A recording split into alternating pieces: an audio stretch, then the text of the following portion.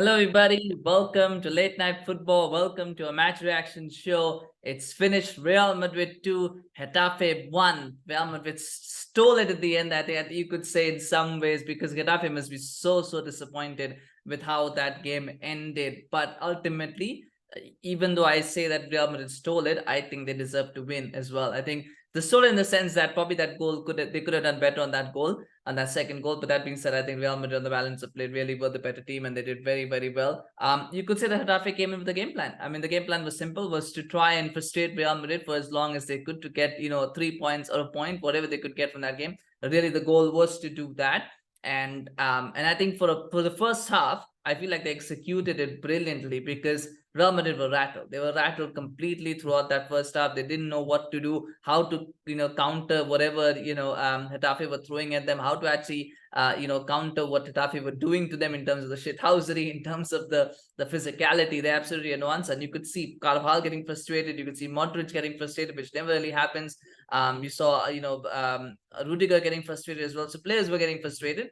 And in amidst all that frustration, there was a goal that came as well. And Garcia, he has had a good first 3 games, and today he had a bad game, and that can happen. It's your debut at for Real Madrid at home for Real Madrid. You've never played at the Bernabeu before. It's an intimidating atmosphere. It's the first home game of the season. It's a new stadium. It's a completely different experience, and I think maybe a little bit of that got to him, and he put that pass, that back pass was not the best, and it wasn't a good back pass. In fact, he didn't even need to do that because he was not really under much pressure, but he put that pass in. Alaba doesn't get there. And you know what will go unnoticed is I thought Kepa was also at fault. I think a lot of people didn't blame Kepa, but Kepa, I think for some reason, he just goes down to ground so easily. He just looks like it's almost like he's convinced in his mind that this is going to be a goal, so no matter what I do, it's going to be a goal. So he's just trying to save face or whatever, because it's such a big challenge. He actually Mayoral puts a good, it's a good shot. He does well to get around, but really there's still a good chance for Kepa to stop it because Mayoral doesn't have the kind of electric pace. He doesn't have that touch. You can still do a lot from that position as a goalkeeper. And I think Kepa just just lacks that conviction. And I still feel that Kepa, for me, I think he stood out as not being good enough for this team. And I seriously feel for Lunin even more now. I felt for him after the last game. I feel for him even more now because I just don't see how Kepa is better than him. He just doesn't inspire confidence. But it goes around. It's a goal. Maybe Rudiger could have kept it out as well, but he kind of lost his speed. The error starts from Garcia, but it's compounded by what Kepa does. And then, of course, Rudiger probably, if luck was on Madrid's side in that first half, I think he would have kept it out. But Real Madrid were very unlucky in that first half. They had a penalty shout ruled out against Bellingham. Was that a penalty? I don't think it was a penalty. Because I think he did kind of dive for it a little bit.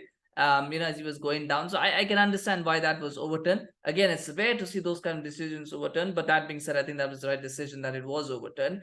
There was handball on Soria. Was that handball? Probably again would have been harsh to give a red card. Because if it's a handball, it's got to be a red card. And it would have been harsh to give a red card for that. So again, I think the referee kind of got it right. But on another day, both of those, that could have been a red card, could have been a penalty. Things could have gone Real Madrid's way. But maybe they got a bit lucky in the last game with the Kepa decision where it was a goal, where it should have been given as a goal, but it was ruled out. So maybe today it kind of evened out. That happens, right? You kind of have that karma, as I always say. But that was what it was. They went in 1-0 down, and you're wondering what's going to happen in the second half because Real Madrid had no answer.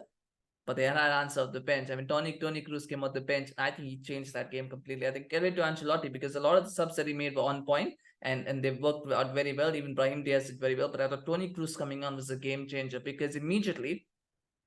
Now, again, what I've said often is that Toni Kroos and Luka Modric really shouldn't be playing together at this point. But they're still 2 of the most creative players in that team. And I think Carlo Ancelotti deduced, guess what? Getafe are not going to come at the midfield. They're not trying to attack. They're trying to defend. They're trying to frustrate. So let's get on another passing midfielder. Let's get on the midfielder who can break the lines. And bringing on Kroos changed the game quite a lot. He ran that game. But of course, there was the first goal that came for Joselu. It was a good pass from Modric, by the way. That outside of the boot pass that he does so often is still a thing of beauty. You see it so many times, and yet it's still a thing of beauty. It's a beautiful pass from Modric. And it falls well for Joselu when he finishes off. He should have probably finished off a chance in the first half to make it 1-1, but he missed. But the goalkeeper saved it. This one, though, he took it very well, and it was 1-1.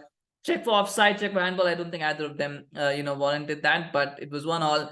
And at that point, you really felt like Madrid was starting to exert their influence. There was a couple of nervy moments for Madrid, though, to be honest. But by and large, I think they were the attacking force. But Soria was keeping them out. The thing is, the commentator pointed out, he had the game of his life. He really had the game of his life. He was just repelling everything, being so calm, being so assured, making sure that nothing was getting past him.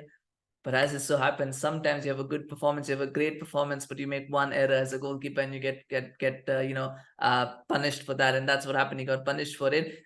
It's a very speculative shot from Lucas Vazquez. There's nothing it's just a shot where you try to do something and you hope that something goes your way. And that's, I think, the kind of shot that he took. But the goalkeeper spills it. It's not that great of a shot. Yes, it bounces before him, but you expect a goalkeeper at that level to, at the very least, what you do is you try to push it away from any onrushing players. But he didn't. He just kind of spilled it. And maybe sometimes what happens is when you've had such a good game, you think things come naturally to you, things come easy to you. So even something as simple as that, you're already confident, or maybe too confident, that you're going to grab it. And in that, then, this confident and complacent, there's a very small difference between that. And I think maybe there was a bit of complacency as he was trying to get that, because he thought, it's my day today, I'm just going to grab it. And what happened was, well, he tried to, it spilled, but credit to Jude Bellingham. Who else? Jude Bellingham steps up, puts the rebound in. The goalkeeper has been so mortified. But Jude Bellingham, at this point, even when he doesn't have a good game, he didn't have a great game today by his standards. I think it was a 6.5 out of 10 today, but he still steps up and gets a goal, because that's what good players and great players do. Even in their bad games, they can make contributions, and that's or not so good games, and they can still make contributions, and that's what Jude Bellingham did. A fantastic finish from him. 2-1 to Real Madrid. They pick up 3 points, keep their perfect start in the league. It's a good performance, and these are the kind of games that you need to win in order to win the league title. Because Getafe, remember, they frustrated Barcelona. They got a point against Barcelona. They did pretty much the exact same thing to Barcelona, and they grabbed a point from it. Today, Real Madrid had to go through that trial of fire, and they came out the other side with 3 points. And that, I think, sometimes can make a difference. And people can, say, yeah, they're not playing that well. They're picking up these 1-goal wins. And I keep going back to this point. Last year, Barcelona did the exact same thing to get to win La Liga. They were not the best team. They were not the most enterprising attacking team. They were not. But what they had was an immovable will to get points out of situations where they shouldn't have got 3 points. And they kept picking up 3 points. 1-goal wins.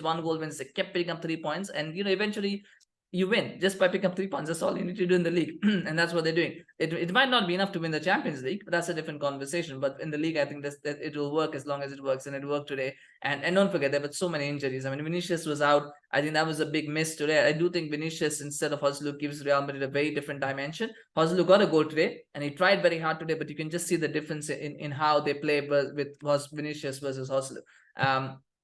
The Garcia had an average game. They're also missing, of course, Militao. They're missing Courtois. I mean, it's just, players that are missing, and yet they're still finding ways to get results. And that's the important thing. And I would say Toni Kroos today played well. I think Toni Kroos should start ahead of Modric. I can see why he started Modric, because he wanted at least one passing midfield, and he figured that maybe Modric has more vision than Kroos. But I think ultimately, I do feel Kroos at this point is a better midfielder than Luka Modric is. But that being said, sometimes you can play both together like they did today, and it got the result. And I think credit to Carlo Ancelotti for that, for being brave enough to bring those two players, to bring Toni Kroos on, to get to control that game and to make the changes when he did, in bringing Brahim Diaz on and bringing Lucas Vazquez on, and it made a difference. And ultimately those were the reasons. The changes were how they got the job done. And sometimes you need to be flexible as a manager as well. I do think they played a bit different today. I don't think it was a 4-1-2-1-2. I think at times it was more of a 4-3-2-1, with Joselu playing as the main striker.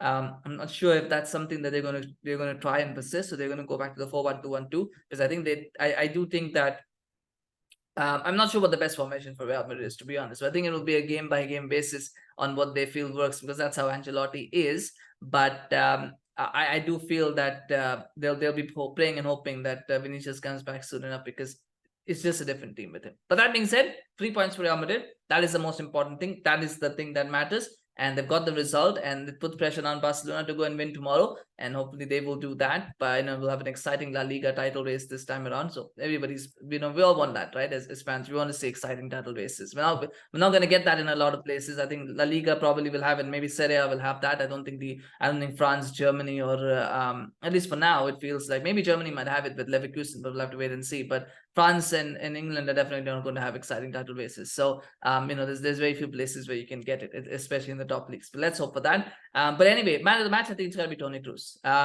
He came on in the second half. He changed that game. Before that, Real Madrid were all at sea. Didn't know what was going on, but he came on. He changed that game. I think for me, he's man of the match. But if you think it should have been Jude Bellingham, if you think it should have been Luka Modric, if you think it should have been someone else, let me know in the comments, of course. Always love to hear your thoughts. Smash a like on this video. Smash a like if Toni Kroos was your man of the match. And do smash a like if, if you're a Real Madrid fan, and smash a like for Real Madrid winning. All that. Yeah. Just smash a like for any reason. Why not? Let's smash a like. It doesn't cost anything. And what doesn't cost anything also is subscribing to our channel. Do subscribe to our channel. We've just hit 400 subscribers. Thank you to everyone who has subscribed. Really, really appreciate it. Thank you so much. But let's get to 410 now. So please do subscribe and help us grow this channel. We always appreciate your support. And we're going to have a couple of videos coming up today, of course. So stay tuned and subscribe so you can get notified as they drop. Thank you so much for watching. We'll see you again soon. Bye-bye.